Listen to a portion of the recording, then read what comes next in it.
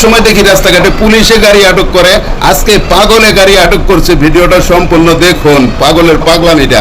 পাগলি এগুলো কিন্তু পাগলি গাড়িটা আটক করে বলতেছে, এই আমার গাড়িতে তোরা কেন, গাড়ি থেকে নাম। এই যে পুলিশ মহিলাটা কিন্তু তাকে টানতেছে, কিছুতেই মানতেছে, পুলিশকে আরো ধাক্কা মারতেছে।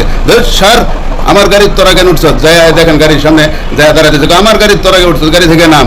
গাড়ির সামনে দাঁড়াইছে, হ্যাঁ গাড়ি নিয়ে যাইতে দিব না। পাগলের পাগলামি আজকে পড়ছে পুলিশরা একদম জায়গা মতো। এখন চিন্তা করতেছি কি বেন হয়, পুলিশ কি আবার লাশ পর্যন্ত পিটন শুরু করে দেয় নাকি। দেখতে থাকুন ভিডিওটা।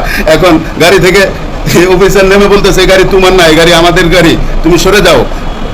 মহিলা পুলিশ গিয়ে বলতেছে যে তুমি সরে আসো, গাড়ি এটা পুলিশের গাড়ি।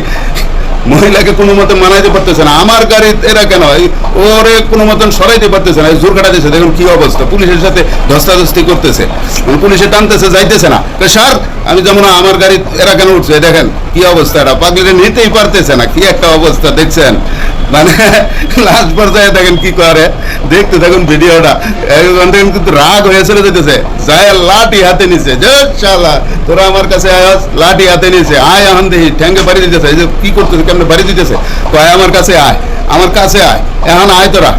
কিন্তু বসছে, আবার লাঠি নিয়ে বসছে, আমার গাড়ি তোরা ঘুরে বেড়াবি, হ্যাঁ এটা কি হলো, লাঠি দিয়ে দেখুন, লাঠি দিয়ে করতেছে কি। পাগলে আজকে ধরছে করে কোন পাগলি, মাথা যদি তার ঠিক থাকতো তাহলে কি কাম করতো। তার বয়স কিন্তু বেশি হবে না, দেখে বোঝা যাচ্ছে অল্প বয়সেরই সেগুলি মানুষ, দেখতে বোঝা যাচ্ছে বয়স বেশি না।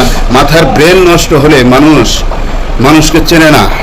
আল্লাহ আপনাকে আমাকে সুস্থ রাখছে, ভালো রাখছে, এজন্য আল্লাহর দরবারে শুকরিয়া আদায় করুন, সকলেই আলহামদুলিল্লাহ বলে যাবেন এবং পাগলিটার জন্য দোয়া করবেন যেন আল্লাহ তাকে সুস্থ করে দেয়। পুলিশ প্রশাসন সে তো কিছুই বোঝে না, সে কিছুই বুঝতেছে না, তার মাথায় এ ধরনের কোনো কাজই করতেছে না।